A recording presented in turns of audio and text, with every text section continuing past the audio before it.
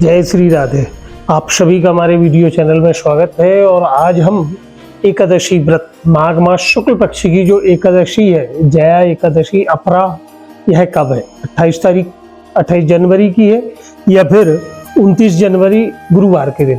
तो यह एकादशी का व्रत आपको धारण करना है 29 जनवरी गुरुवार के दिन, क्योंकि 28 तारीख को दशमी युक्त एकादशी है। और हमें एकादशी द्वादश युक्त अगर हो तो हम बड़े भाव से उसे कर सकते हैं। प्रथम दिवस की एकादशी को हमें त्याग कर देना चाहिए, द्वितीय दिवस की अवश्य ही रहना चाहिए।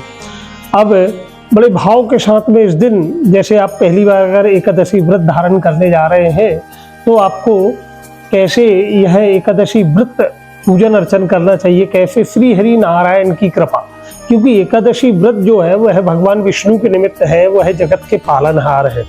और एकादशी कृष्ण पक्ष की एक और एक शुक्ल पक्ष की, ऐसे 12 माह की 24 एकादशी होती है। जिस माह में पुरुषोत्तम का मास आता है उस समय 2 एकादशी बढ़ जाती है। तो इस बार भी पुरुषोत्तम के मास है, इस बार भी 2 एकादशी बढ़ जाएगी।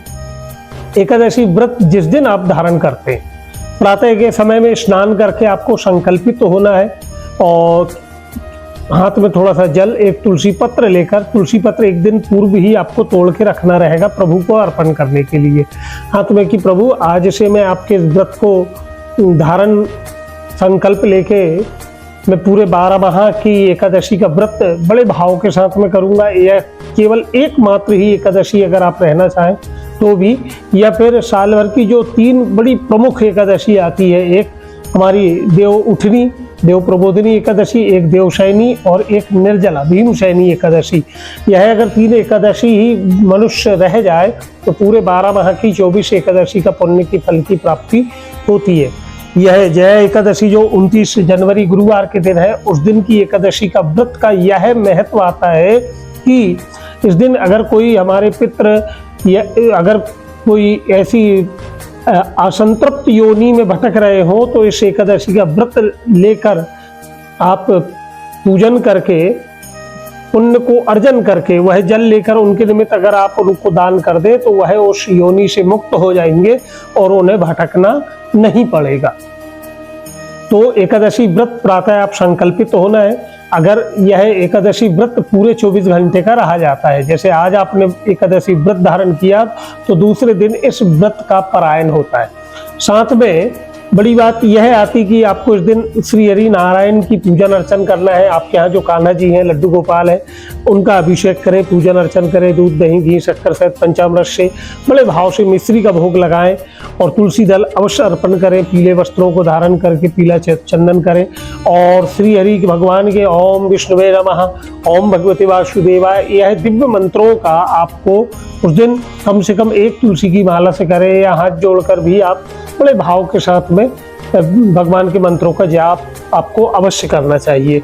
और साथ में रात्रि जागरण का प्रत्येक एकादशी का विशेष महत्व रहता है, तो आपको रात्रि मध्य रात्रि तक तो जागरण अवश्य ही करना चाहिए। अब बड़ी विशेष बात यह आती है कि भगवान जो है वह है मन और भाव के भूखे, कितने सहज रूप से आप इस व्रत को परिपूर्ण कर पाते। अगर आपकी सामर्थ्यता नहीं है तो दिन भर आप व्रत धारण करके संध्या के समय आप भोजन ग्रहण कर सकते हैं। एक समय आपने यह व्रत धारण किया, 24 घंटे का नहीं रह सकते तो आप 12 घंटे का रह जाएं। और इसमें आपको चावल ग्रहण नहीं करना है। आप में इतनी भी सामर्थ्यता नहीं है कि आप यह 12 घंटे का रह पाए, तो बड़े भाव से प्रातः के समय में प्रभु का पूजन अर्चन करके उनका वंदन करें, आरती करें और तत्पश्चात आप फिर भोजन प्रसादी ले सकते हैं शारीरिक असमर्थता के कारण। तो इसमें आपको चावल अगर ना खाएं तो बड़ी उत्तम बात।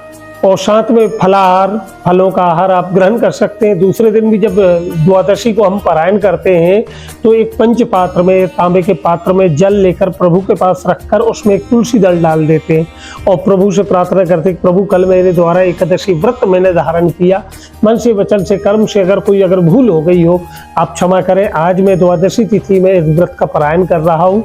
और वह आपकी जो आचमनी जो होती है, या चम्मच हो या आम का पत्ता भी आप ले सकते हो, उससे अपने सीधे हाथ में जल लेना है। ओम केशवाय नमः, ओम माधवाय नमः, ओम गोविंदाय नमः ऐसा कहकर वह तुलसी दल आपको ग्रहण कर लेना है, तो यह व्रत का परायण हो जाता है। और द्वादशी के दिन अपनी सामर्थ्यता के अनुसार अगर अन्न दान करना चाहें, वस्त्र दान करना चाहें, जो आपकी सामर्थ्यता हो उसके अनुसार आप बिल्कुल स्वतंत्र हैं पूरे भाव के साथ में। लेकिन प्रभु की जो भी आप यह अर्चन करें तो पूरे मन से भाव से एकाग्र होकर, और व्रत के दिन आपको क्रोध नहीं करना है। विशेष बात तो यही आती, अपने आप को मन में शांत रखना है, बड़े भाव से अपने आप को ईश्वर से जोड़े रखना है और अपने दैनिक कार्यों को भी करते जाना है। अब ऐसा नहीं कि व्रत है तो बोले हम अब कोई काम धाम ना करें, नहीं, आपकी जो दैनिक दिनचर्या है उसके अनुकूल भी आप अपना जीवन व्यतीत करें। पढ़ने वाले हैं तो बाकायदा पढ़ाई भी करते रहें, और श्री हरि की कृपा, लक्ष्मी नारायण की कृपा अनंत फल लाई है पूरे भाव के साथ में। यह एकादशी व्रत जो मनुष्य कर लेता है उसे और भी कोई व्रत करने की आवश्यकता नहीं पड़ती। यह दिव्य जानकारी और लोगों तक भी भेजिए। अगर आप हमसे कुछ जानना चाहते हैं तो हमारे कमेंट बॉक्स में आप हमसे जुड़ सकते हैं, तो इस विषय में हम आपको और बतलाएंगे। जय श्री राधे।